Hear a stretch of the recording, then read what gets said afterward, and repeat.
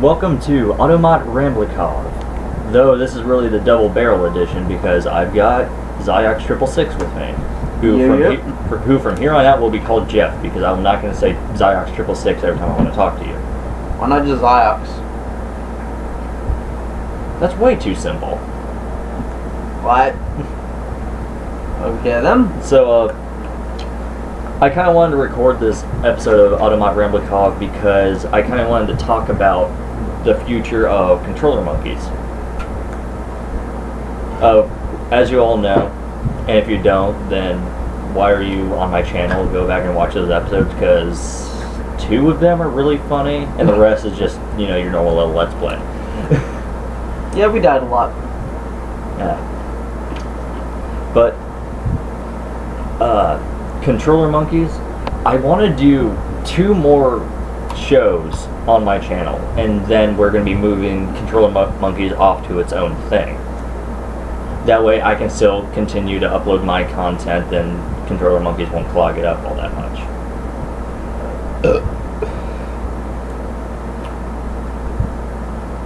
And me, well, I never upload anything, so, yeah. I think your YouTube channel, all you do is just like and favorite things so you can watch them later.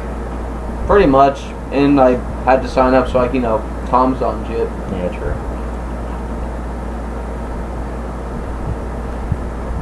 So yeah, spoiler alert, the next 2 shows that of controller monkeys that we are going to do is Mega Man 2, because a lot of people say that I suck at Mega Man because I uploaded my blind run. I don't suck at Mega Man. I suck at Mega Man 1. So we're going to be doing Mega Man 2, a game that I love and adore and I'm actually good at. Which will be a really quick, short video. I think my quickest time with Mega Man 2 was like 30 minutes. So that would be like 3 episodes. But I haven't played it in a while, so I'm probably still rusty. And then I want to do Ocarina of Time. Because 1, Jeff here has never actually beaten Ocarina of Time. Yes, I know. Castricize me later.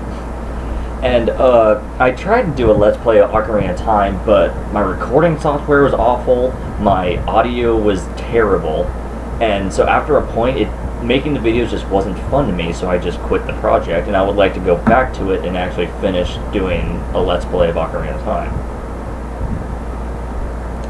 And then after those 2, Jeff, because Minecraft, Mega Man 2, Ocarina of Time, those are all my suggestions, so Jeff will get to do a couple suggestions, and then we're just going to go back and forth until people get bored of the show. Or until you start telling us what you play as. Yeah. Or, you know, send in video games. That works too. But, that was the first thing I wanted to talk about.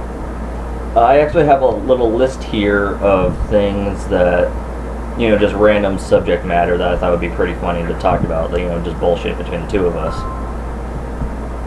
Okay. Okay, so here's some things that are kind of fun to think about. First one, should Microsoft get into the handheld market? I kind of want to hear your thoughts on this first, because you're much more of a Microsoft dude than I am. Well, not really much of a handheld market, but I do say that they do have a mobile gaming market. I mean, what we're recording on right now, Microsoft laptop. Yeah, but can you really call a laptop like a mobile gaming device? It is a mobile gaming device. Because think about it.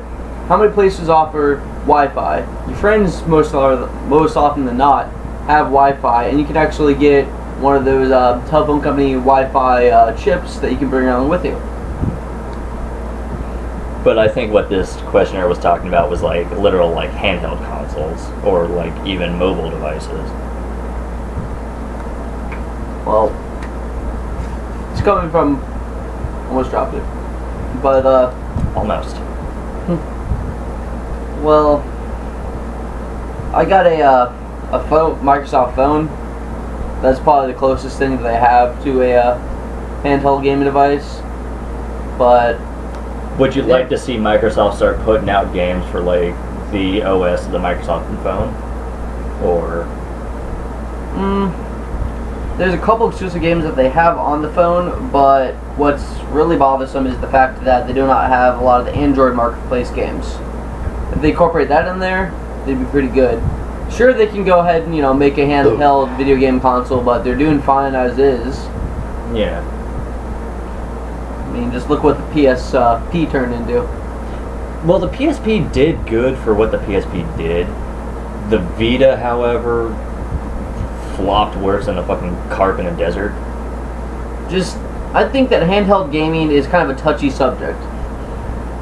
Because it's either one of those things that you skyrocket on, like the DS, or you try to improve on and end up ruining your entire franchise, like the PSP Vita. Or the N-Gage. Or the Lynx.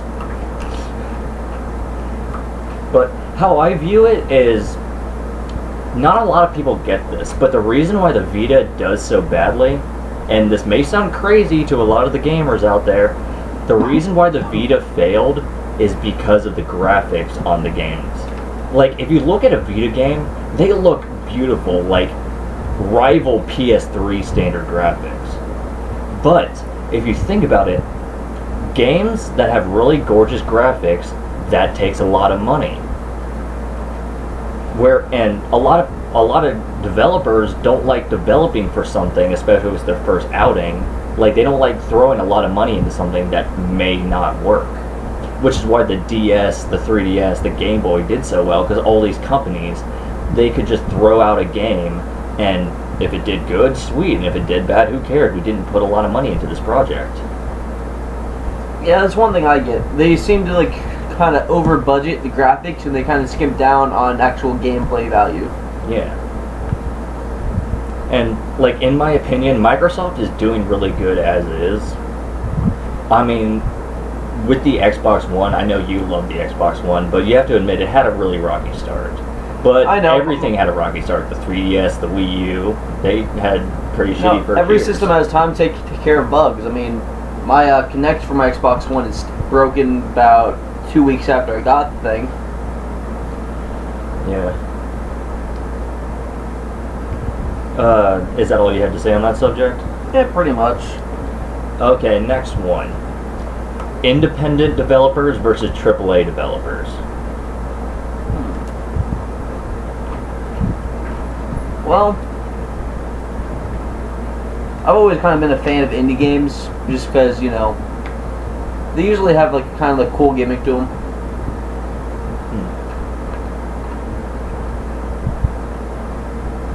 Either they're a good game or they're so terrible you can't stop playing it. Like Goat Simulator. Yes. Even though you can say Goat Simulator is bad on purpose. Because they specifically said that they refuse to fix any bugs in that game unless it has to involve with, like, not playing the game itself. Like, if there's a bug that causes the game to crash and you're unable to play it, they'll fix that. But, like, gameplay, graphical glitches and shit, they won't touch. Like, I support a lot of indie developers, but I hate, like, a lot of indie developers just put out the same shit that everyone else is doing. Like, I love retro games, but there's so many developers out there who are just trying to produce, like, this nostalgia wank, like, oh, we're totally retro now, like, thing. And, like you said, a lot of good indie games have, like, some sort of gimmick to them. But there's a lot of indie games that do nothing but that gimmick. Like, that's the selling point, that's the marketing point, just that one gimmick. Yeah. Well, never said that, you know, indie games should be, you know, having, like, you know, a game series or anything like that. They're good for, like, you know, a nice, quick game to play, and you don't really expect much of anything after that. Yeah. But when they start coming into trying to bust out sequels, more of the same thing, trying to get it on the bandwagon of that gimmick, then they just start embarrassing themselves. And of course, there is really good indie games out there. Like, I've been playing Shovel Knight, which you have a 3DS. You should pick that one up. Yeah, I know. We still need to get Octodad. Can you really call that an indie game? Well, I guess you can, but Okay. By looking at it, it's incredibly low budget, simple gimmick to it, and I'm not sure who the developer is, but I'm pretty sure it's a lesser known developer. Yeah. Octodad looks fucking great. Like, in my opinion, I feel like for an independent developer, they should go for things like the eShop, the Wii Marketplace, Steam, the Xbox. Like, doesn't Xbox actually have like an entire section just for indie games? Yes, it does. Like, then on the Xbox 360, there was a game, and the name of it was I Made a Game with Zombies in It. It was so cheesy, so simple, but I couldn't stop playing it. It was only like $1. Yeah.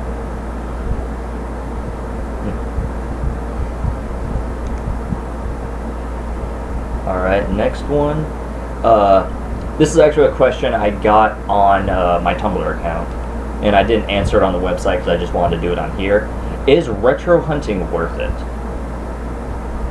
Well, now, this is actually kind of funny because I'm technically a collector, whereas you yourself are not. But you still go retro hunting with me to kind of see what you like.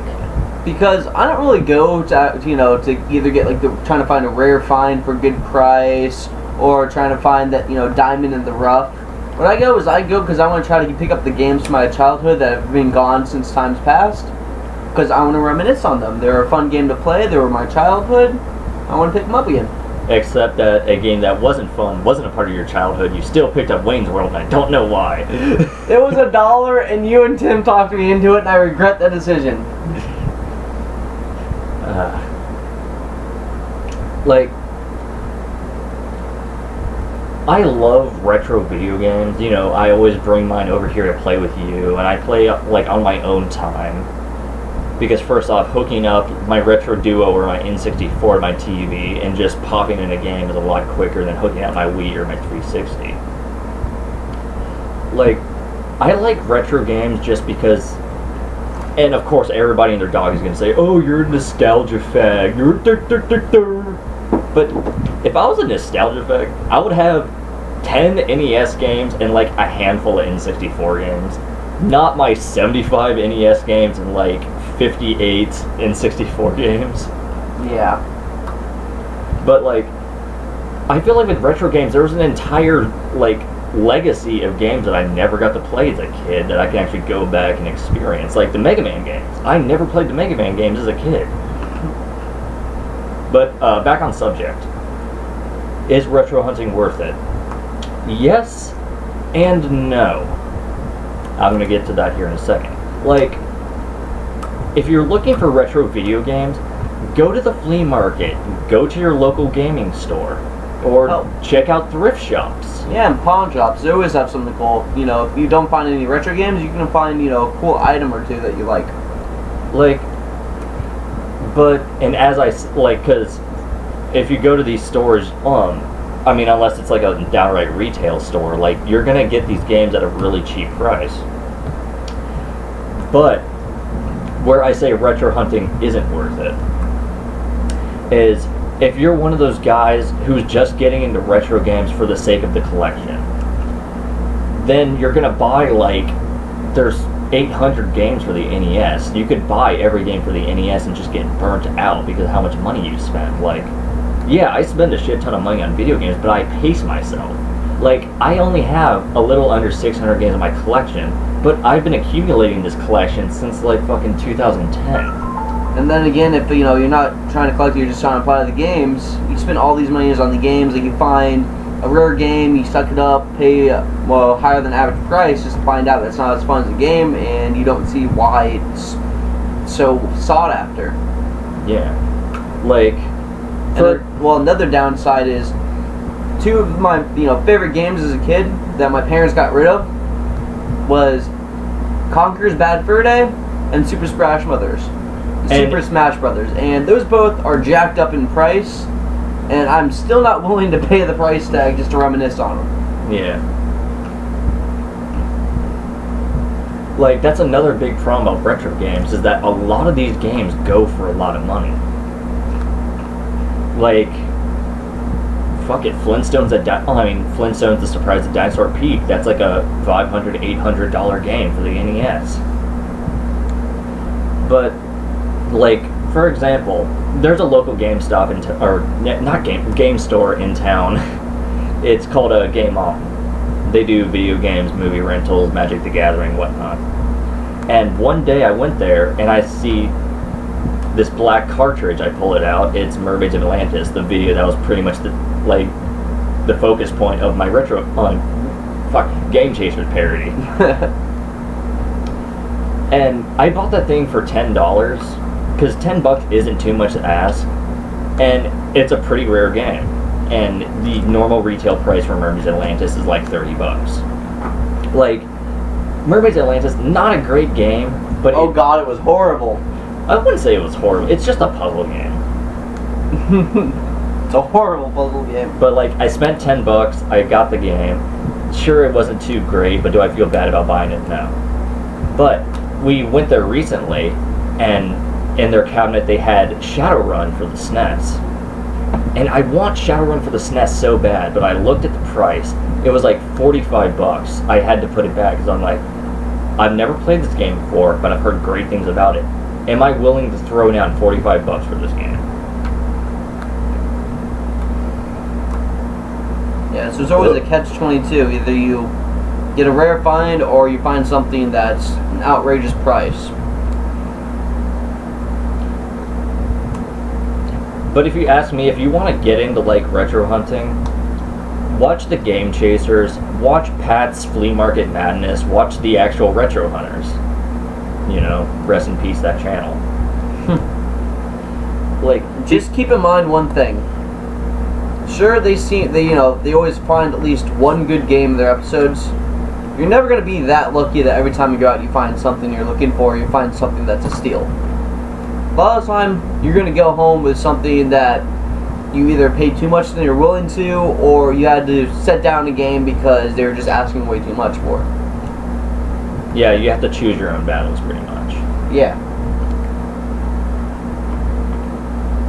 And I know I hark on people for doing this, but if you want to get into retro hunting, emulate. That's a great way to like try and find out games that you think are enjoyable. Yeah, so that way you can try out a game before you spend all this money on. Like, you should definitely try to find out a Shadowrun emulator to see what the game is actually about. Yeah. Next one. This doesn't really have to do with video games, but I got this question because I recently posted like some of my favorite games on my favorite movies on Twitter, and this guy asked me what makes a good movie.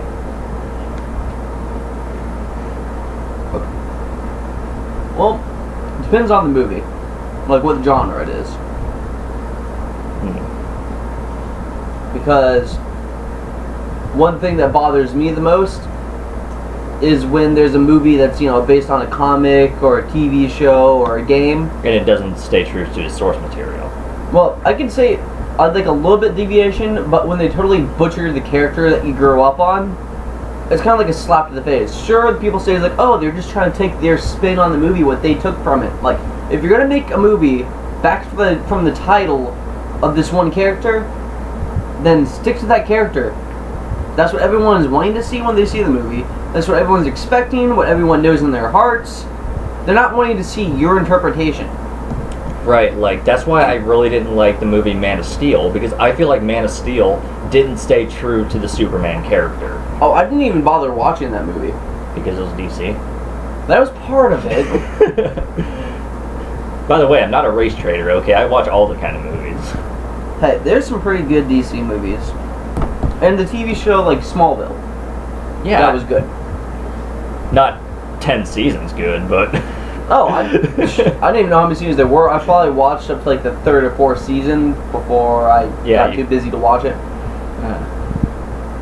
But I feel like what makes a good movie, because if you look at my list of favorite movies, you're going to be like, these look like you just pulled names out of a hat, but okay.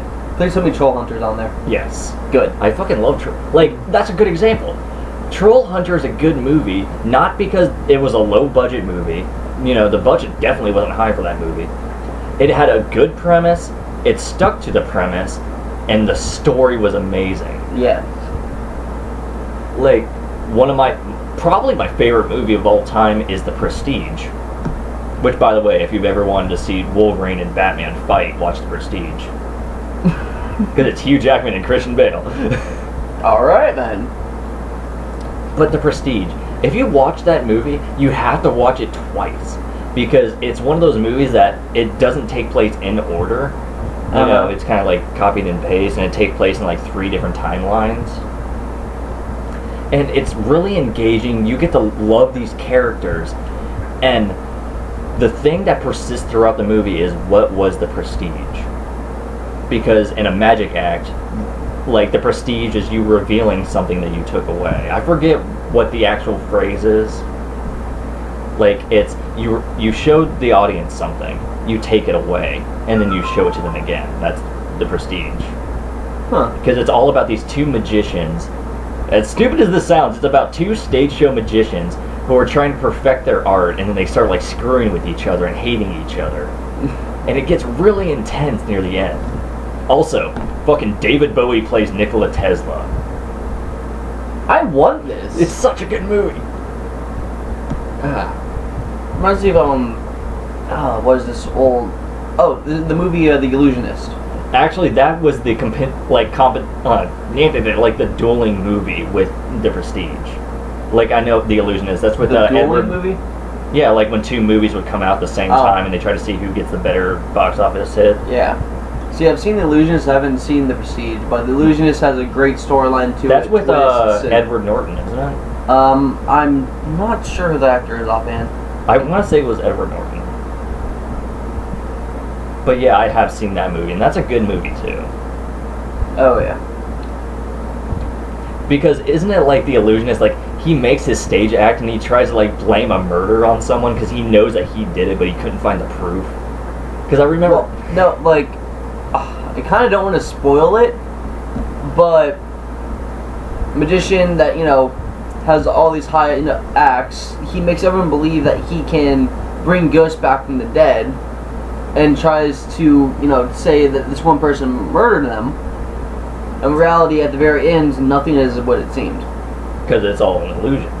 Yeah. Like, because he planned everything out from the very beginning. Yeah. And another thing that makes a good movie, like,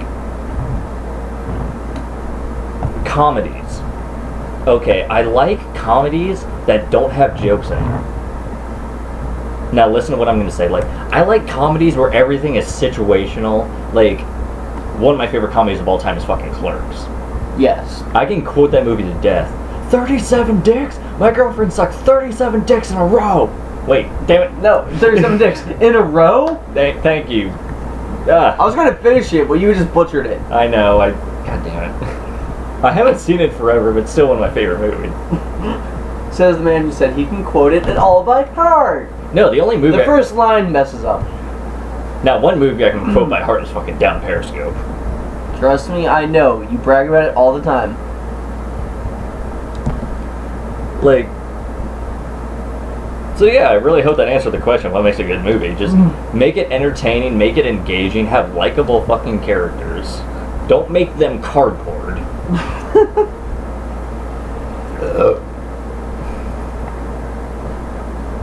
Anything else you wanted to add to that? Another thing that makes a good movie is when they do not rely on the higher up actors and they spend all their budget hiring them on just because they think people are going to watch it because that actor is in it. Okay, great example of that. 2 more dueling movies. Olympus Has Fallen and White House Down. Olympus Has Fallen has, like, Morgan Freeman, that dude from Hung, like, all these big time actors. But it wasn't nearly as good as White House Down. At that point, you pretty much just had the Expendables. Pretty much. Perfect example there. Except the Expendables is fucking awesome. And Well, I heard the 3rd one's coming out this year. But one thing that bothers me with the Expendables is they just hire on all these, you know, top 8 actors and they half-ass the story. It's like an 80s action flick. Who cares about the story in an action flick? It's about dudes with guns killing other dudes. That's what the Expendables is. You got Terry Crews with a like a fully automatic shotgun just mowing bitches down. Okay. Everyone loves Terry Crews. Terry Crews with an A12 shotgun, even fucking better. But when they make it where you don't really understand what's going on, they half-ass the storyline to where instead of going in depth or having character development, they just throw them in there and start shooting things. That is quite literally jumping the gun. But when you go to see a movie like The Expendables, what are you going in for? Are you going in for the story, or are you going in for seeing these actors killing dudes? Yes, but with how many highlights that are, that are actually good in that movie, 90% of them are on the trailer, so you knew all the good parts anyway. Okay, yeah. Like, they just hit the certain scenes that's enough for a trailer for, like, the high cost, actual good action scenes, spend the rest of the money on paying the actors, and the rest of the movie is just shit. I love how we're getting into, like, a really heated debate over a fucking popcorn flick. Doesn't matter. Okay, is that all you had to say on that subject? Yes, I'm done. Okay. This question is, what are you playing? Like, what games have we been playing currently? Well, personally, I've been playing Dark Souls 2, which is one thing that I want to do a Let's Play on, is, some of the Dark Souls series. Oh, God. Maybe even try to get a hold of another copy of Demon Souls, the starter before the spiritual successor of Dark Souls, and then Dark Souls 2. Because Dark Souls 1 had a really good, kind of story basis to it. But sure, they didn't make it as open world as the later games, but still, it's a fun game series. I love the difficulty on it. You feel accomplishment when you get through the area, and just an all-over fun game. I'm also playing Monster Hunter 3 Ultimate on the 3DS, and I'm playing, of course, Halo 4, because I'm a big Halo fan myself, and I'm playing Titanfall on the Xbox One, and Battlefield 4. Those are the kind of major games I've been playing recently. When I said that Jeff was the big Microsoft guy, case in point. Hey, I stated I was playing Monster Hunter 3 Ultimate on the 3DS. Yeah, but like, 3 out of the 5 things you listed was Microsoft. Okay, the Dark Souls games... Those are multi-platform, that's why I didn't count that. Yes. And then the only other games I did is Titanfall, multi-platform. Battlefield 4, Wait, I thought Titanfall was an Xbox exclusive. No, it's also on the Xbox 360, and I believe it's on the PlayStation as well. Huh. And then, of course, Battlefield 4, multi-platform. Halo is the only actual Xbox exclusive in that list. Yeah, true. But anyway, what are your games? Right now I'm actually playing Dragon Warrior 3 for the Game Boy Color. Because I just recently got a charger for my Game Boy SP, so I can start playing all my retro Game Boy games. Yes, you're welcome for the ride up there, by the way. I feel like Dragon Warrior 3 is probably my favorite in the series. Because, like, right off the get-go, you can just, like, assemble your own party. Like, right now I have, you're a mage. Yeah. I have, Candy as a warrior. And I made Echo the Thief, because I just wanted a fork dude. Yeah.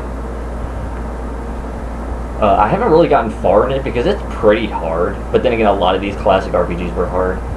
I'm also playing Tales of the World on my PSP. Tales of the World is like pretty much like a big crossover a lot of the Tales of games. Like this one has Symphonia, it's got Abyss, just a whole bunch, like Destiny 2, like just a whole bunch of Tales of games, and all the characters are molded into one. And you're a member of the guild that all the characters are members of, and you get to do like missions and shit. Story is really lackluster, but it's all about gameplay.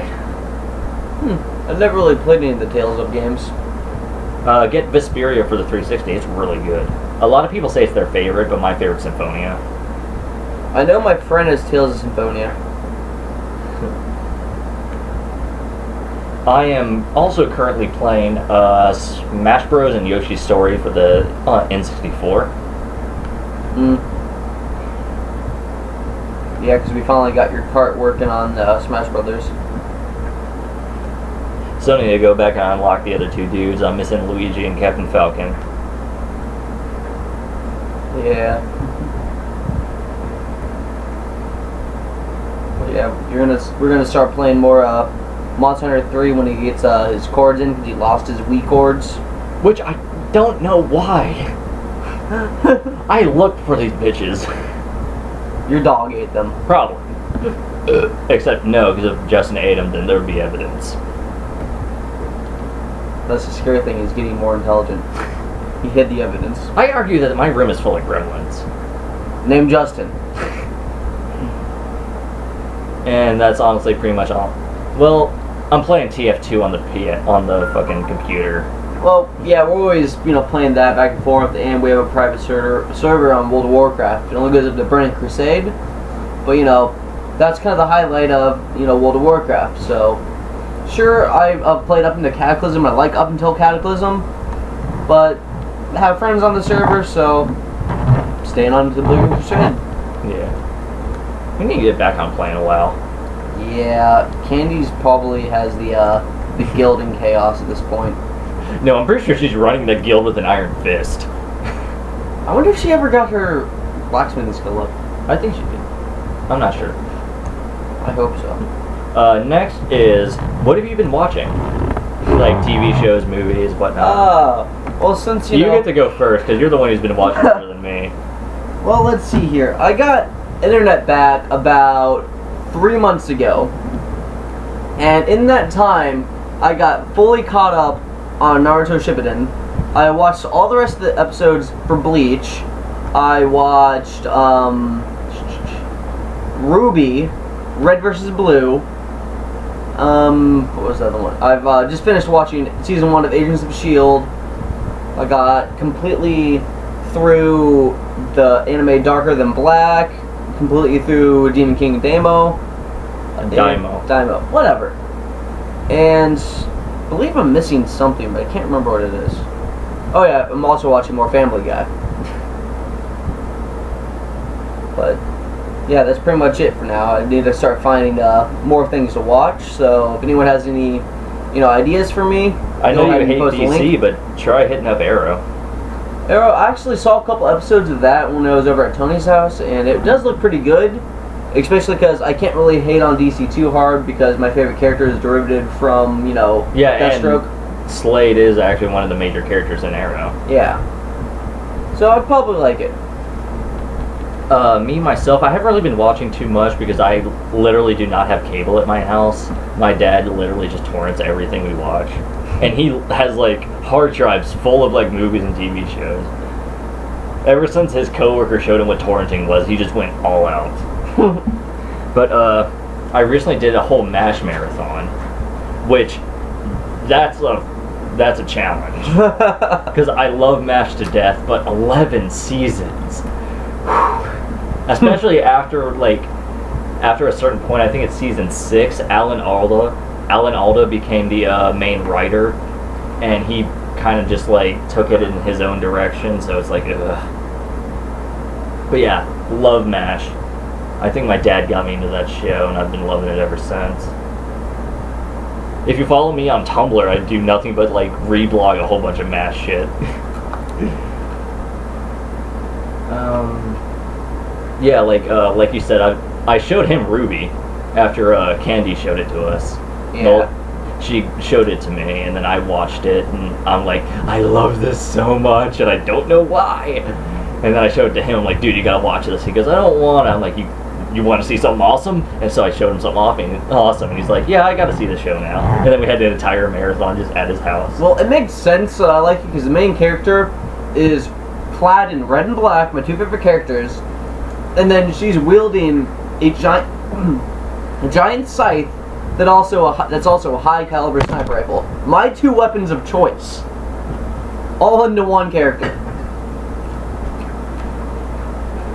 So your favorite's Blake, right? No, it's Ruby. So yeah, I've been watching that, and I can't wait for Volume 2 to come out later this month.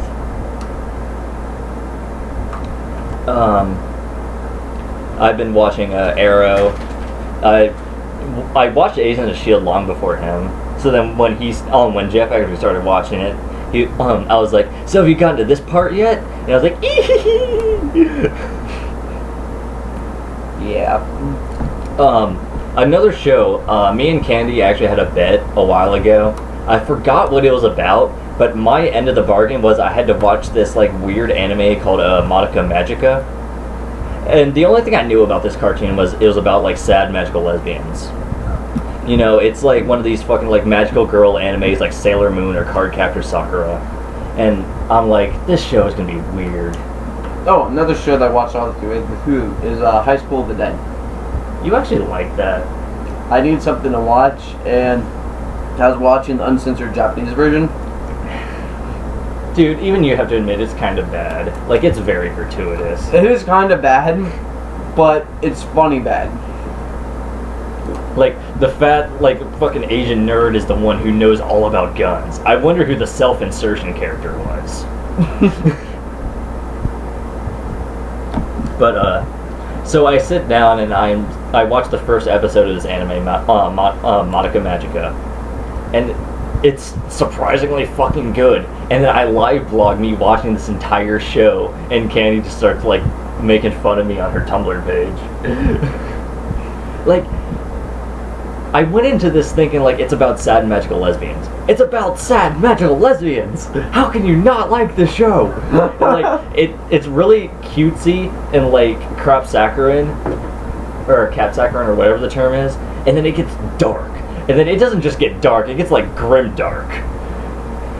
And, like, the last episode's, like, you just want to tear up because of how sad everything is getting, and it's so good! And I want to get him to watch it, but he won't watch it. I'll watch it eventually.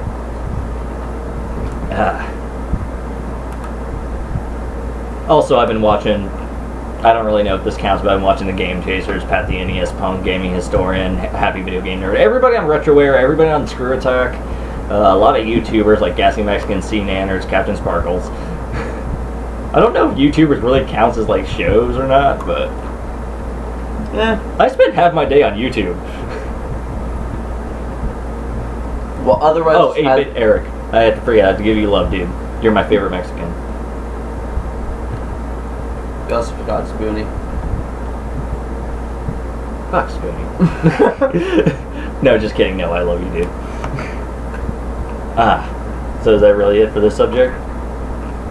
Pretty much all I can think of. Next is favorite multiplayer console. Take a guess at what his is going to be.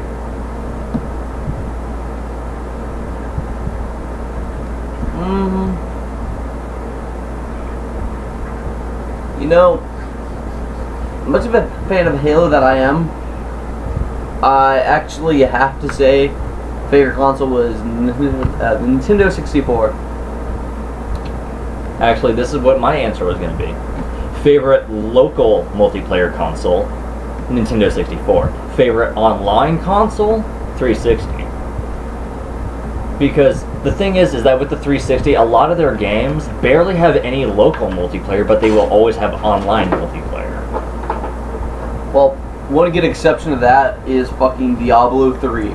Okay, yeah, that's a really good example. Which one of us need to pick that game back up? But, like, I really love the Nintendo 64, not just because herp derp nostalgia fag, but, like, the N64 has a lot of great... Also, a really good multiplayer is the 3DS, because... Yes. Especially because they have the download play. So a lot of games, even though, you know, your friends don't have the games, only one of you need the game, we can all jump in, play some Mario Kart, play some Star Fox, you know, have a good time. Yeah, the DS had the same thing. Yeah, but not in 3D. Sure. But like, I can just list off the top of my head great multiplayer games that, hell, you and me even play together.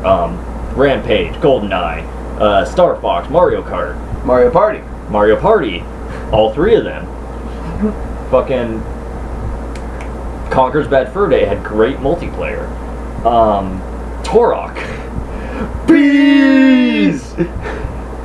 I am gonna look at the audio wavelength and wonder what the fuck just happened. Yes.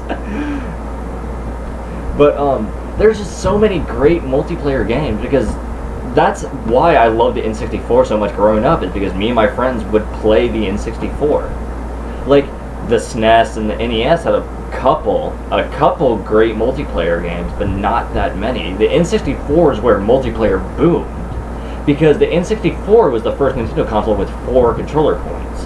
Well, you didn't need an adapter for. Yeah. Bomberman! Thank you. Bomberman's another great multiplayer game. Yes. Also Gauntlet. Gauntlet, definitely. And I also been a fan of Vigilante 8.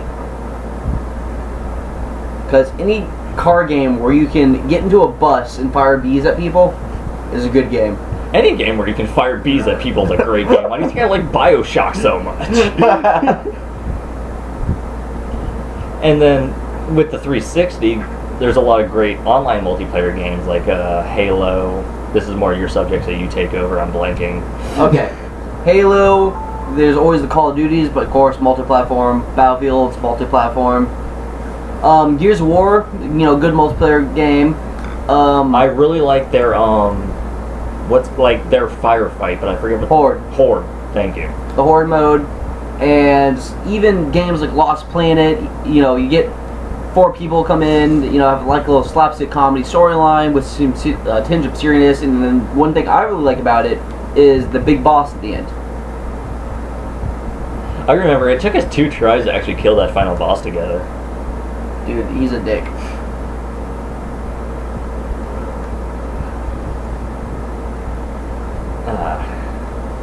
So yeah, that's some of we pretty much just listed off our favorite multiplayer games.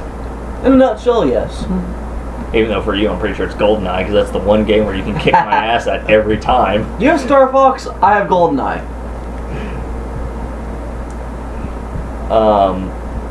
Okay, here's an actually interesting one because I don't know if I've ever asked you this before. Video game genres you hate. I am not a fan of racing games. This is why we've never played Mario Kart together.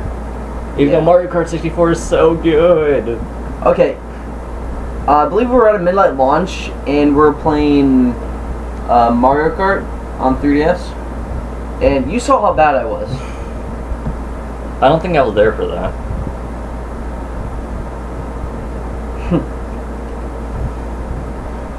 But you really don't like racing games? Do you not like kart racers or just the super serious Forza and Gran Turismo racing games, or just any racing game at all?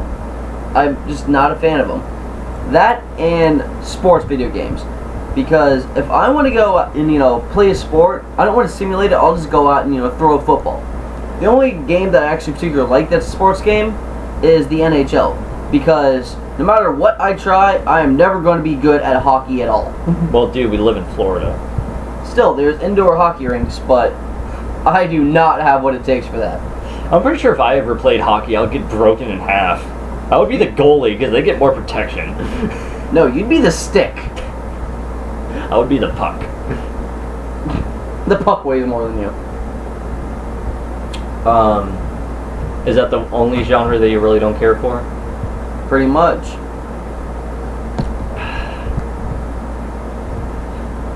I kind of want to just do the cop-out answer and say sports games, but there's some really good sports games. I fucking love the Jamology. I'm actually currently trying to get up a whole collection of the Jam games. I love NFL Blitz, especially for the N64. So there is some good sports games out there, especially the fucking wrestling games. I love the wrestling games. Do you know why? Macho Man Randy Savage. Macho Man Randy Savage. Ooh yeah! Dig it! This is what I have to deal with every day. I can't even do a good impression. I try my best. But genres, actually I really didn't think about this, and I was the one who wrote the fucking list.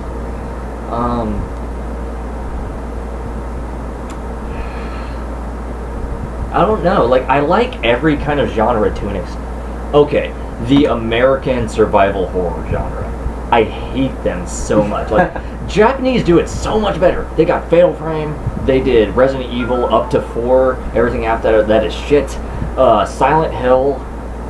There's so many good survival horror games, but when you play an American-made survival horror game, all these indie games that you can download, they're just such crap. Ooh, jump scares.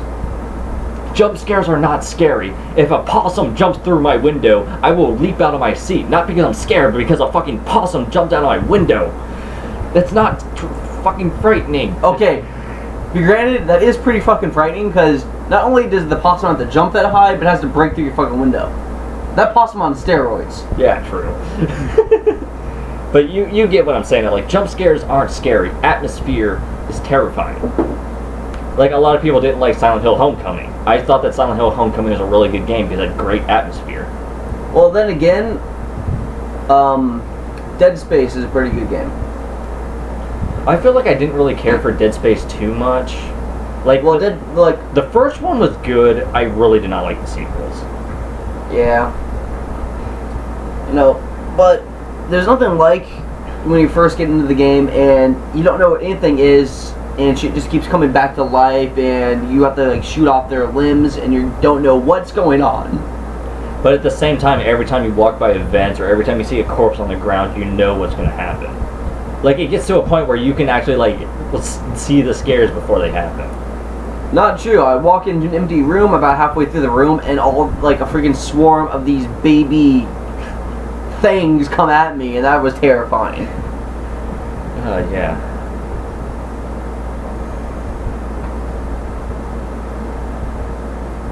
I feel like that's really the only genre I just don't care for. There's a lot of FPSs I don't care for, but at the same time I love Turok, I love GoldenEye, I love Halo. If I didn't like Halo, would we be friends? Probably. No.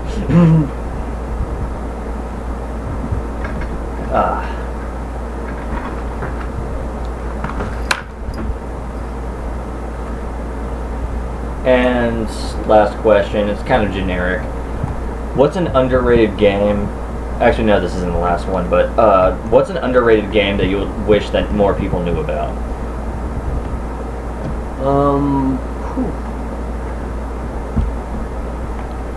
It's kind of a tough one.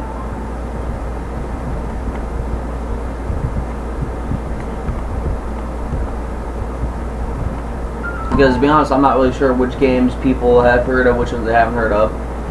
One game that I loved that was pretty much an Xbox 360 launch title that a lot of people I've heard have not played was Chrome Hounds. And when you showed me that game, it looked really good. Yeah, it's really good, but you know, especially the for being a servers are launch down. title, it's one game that you know you'd think that'd have infinite possibilities for a sequel, but they haven't done yet. And the sad thing is that most of Chrome Hounds is based on the multiplayer, and they shut down the servers. Yeah, there was about 10 missions for each chassis, like kind of archetype for, you know, sniper, soldier, comms expert, scout, and all that kind of stuff. There's 10 chapters for that, which isn't hard to do. I literally S-ranked every single mission in under 5 days. The rest of it was pretty much meant to be online, which was a giant system of clan wars based thing, which there's 3 clans you can choose from, and you have to take each, you know, places on a map, and everyone else gets, you know, chooses the faction they want, and you all, you know, fight it out. Doesn't matter, you can fight other players online for a good boost for your team, or you can fight bots for a lower boost, but you know, it's a fun game.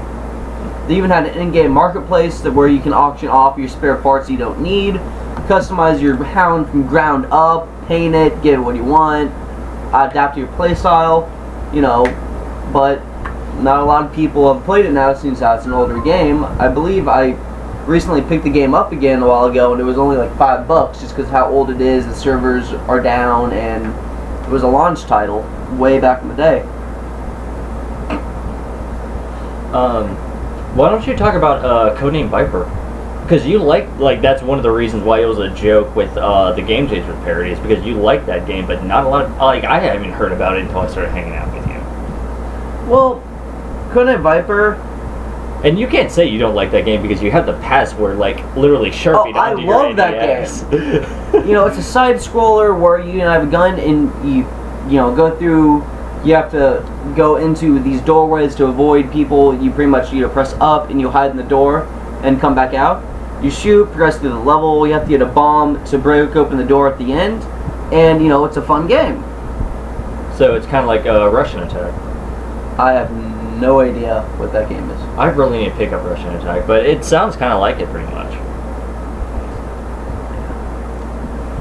All I know is that I've had that game ever since the NES came out, and I believe. Excuse me? We are the same age, young man. The NES has been older than us. whatever. But you've had the game since you've like had the console. Yeah, as far as I can remember. And, you know, I grew up playing that game, but even though I know everything that's coming, I've still yet to, in one sitting, beat the game. That's why I have the passwords written down on my console itself, so that way I can skip to the end, you know, especially now since I haven't played the game in a while, try to get to the last boss, but you actually have to go through the game from about, like, at least halfway through the game, just so you can stock up on the right materials. Yeah. It's kind of like Zombies Ate My Neighbors, where if you use the passcode, you don't have all the stuff you collected. Well, you don't really collect much of anything else. You just get extra lives, which you will need. Mm-hmm. And then there's a pistol, and then there's an automatic machine gun that you get from randomly going in certain doors. And so you want to stock up on, you know, the automatic machine gun. You need to have a bunch of lives, and it's just for you to be able to beat the boss. Is there anything on the Xbox that you think not many people have heard of, other than Chrome Hounds? Because you're much more of an Xbox dude than I am.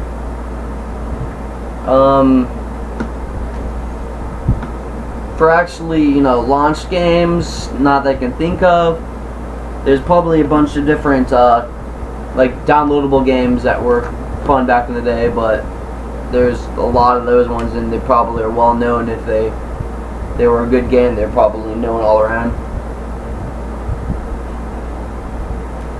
For me, underrated games. Well, first off, Karnov. Karnov is a wonderful game. You want to know why? The cover art for Karnov, you are a shirtless Russian man shooting a fireball out of your mustache at a pterodactyl while a T-Rex is in the background shooting lasers out of its eyes at you. Karnov. Play it. It's only like $2.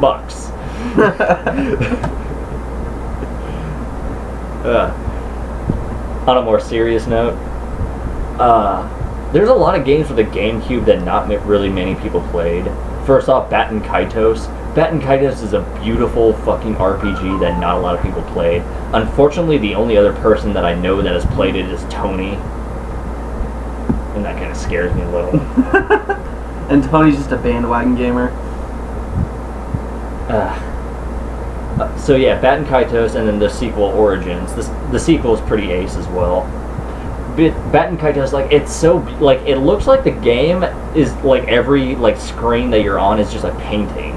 Like, the aesthetic of it and everything. And the battle system is really unique. I think I've only seen, like, the same, like, kind of battle style in one other game. But the music is gorgeous, it looks wonderful, and the story is awesome. Especially with the twists and turns at, like, the second half. Lost Kingdoms, I think it's called. Lost Kingdoms 1 and 2 are for the GameCube, which have been jumping up in price recently, and it scares me because I've been meaning to get these games for a long time. Those are really fun because you can, like, summon creatures from, like, cards, and, like, you can get more cards by, like, killing creatures and bosses and whatnot. I haven't played it forever because it was like a fucking launch title for the GameCube.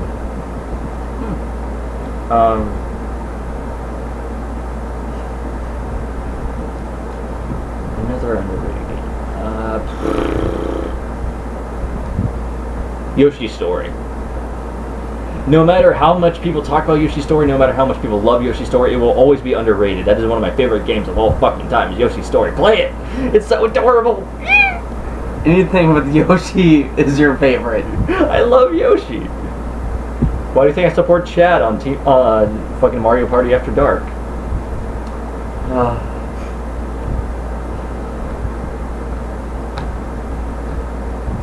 And of course, people are going to say fucking Earthbound. Earthbound isn't underrated. Everybody knows about it. Everybody has already always known about Earthbound. It's not underrated. Well, to be honest, I've never played it and never even heard of it until I started hanging out with you guys. Yeah. It's a solid game, but I feel like after everybody started knowing about it, then, of course, this is me being a hipster. Oh, I like Earthbound before it was cool.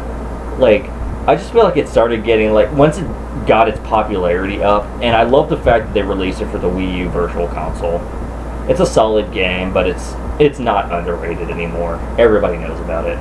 Yeah, I have the same kind of issues with Deadpool becoming a more widely known character. Yeah. Because you liked Deadpool before he was cool. Except he was always cool. Just no one knew about it. Okay,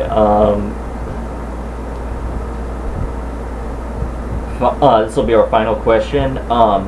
If any game could receive a sequel, what would it be? Well, the game that I've been praying for the longest time already has a sequel announced. Star Wars Battlefront. That doesn't count if it's already announced. I know, but I'm just so ecstatic on that. I didn't even play the PlayStation all that much. I played with my friends, and I loved the Battlefront games, and I was wanting another one. Yeah, I believe that they've been trying to make it. They had 3 different teams trying to make it, but like halfway through each time, they, for whatever reason, couldn't finish the game, and they just have half-made games just sitting there. But now with Xbox One graphics booting it up, and it's just going to be beautiful. I'm hoping for some character customization, even if it's not even weapons. Okay, if, I just have the standard loadouts for the different archetypes, but I want to customize my own people. Like, I want to customize my super battle droid with a pro paint job, and like, even if, hell, I don't care. I'll even play the rebels if I can customize them. Even though we always go the CIS. Confederacy all the way.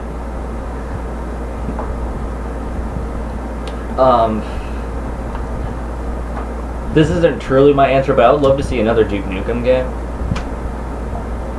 I like Duke Nukem. I've liked Duke Nukem since like fucking 3D. And everyone shit on Forever. I liked Forever. Like, warts and all, it was a good game.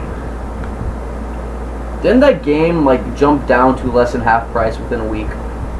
Yeah, because all the critics like kept on bitching about it. And yeah, the game was in development for 12 years. It's never gonna live up to everyone's hype if it's in development for 12 fucking years. But like, in all honesty, I would like to see another Duke Nukem game like on how they did the Manhattan Project, where it was a side scroller and you could pick up weapons with on how you kill people. There's platforming. I would like to see another Duke game like that. You know, thinking back, I know that a lot of people, because back when Bungie was like first starting out, before they made Halo, they had Marathon. And people kind of consider Halo to be like an extension of the universe, but I want a purely Marathon sequel. That's actually really interesting, because I've never actually played the Marathon games, but I have Marathon Durandal as a download on my Xbox. It's pretty much like Doom. Yeah. Speaking of Doom, are you gonna get the new Wolfenstein game? You get to kill Nazis. I know, but I'd feel bad.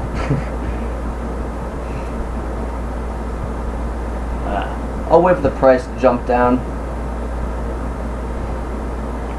That's another game I would like for them to make another good sequel for, is Doom.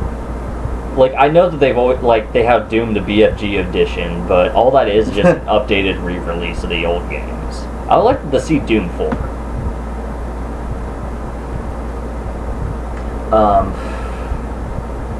Oh, okay. F-Zero. F-Zero didn't have a game for the Wii. I would like to see an F-Zero game for the Wii U, because there's still so much more you can do with that series. And I know you don't really care about racing games, but F-Zero is a really good title. Especially because it's the only game I can never beat my brother in. That and Galaga. Actually, fuck. Why not come out with the new Galaga game? I thought that they did have a new Galaga game. Well, they have like re-releases and like HD updates, but like I want to see like a new like modern day Galaga game. Like pretty much like a Star Fox where you're flying through space and you're just shooting fucking bugs out of the like into fucking space dust. I would love to see that.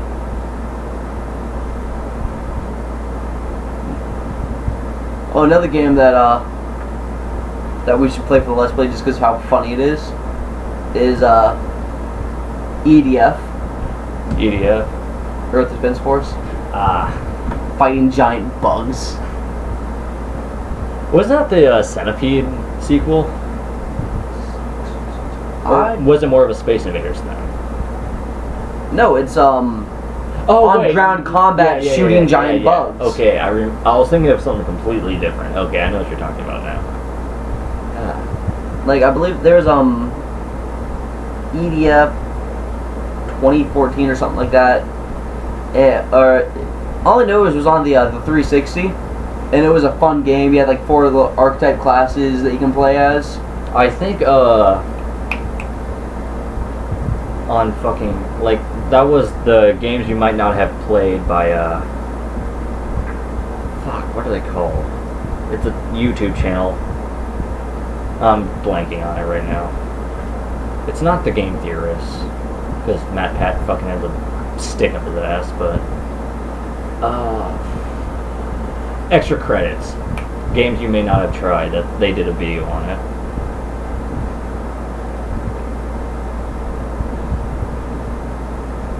So yeah, pretty much run out of questions. Is there anything else you wanted to talk about? No, nothing really comes to mind.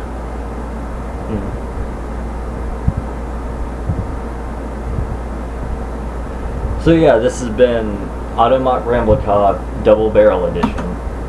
Which a double barrel Kalashnikov kind of scares the fuck out of me now that I sit down and think about it. I want this. You want anything. That's like dual wielding saws.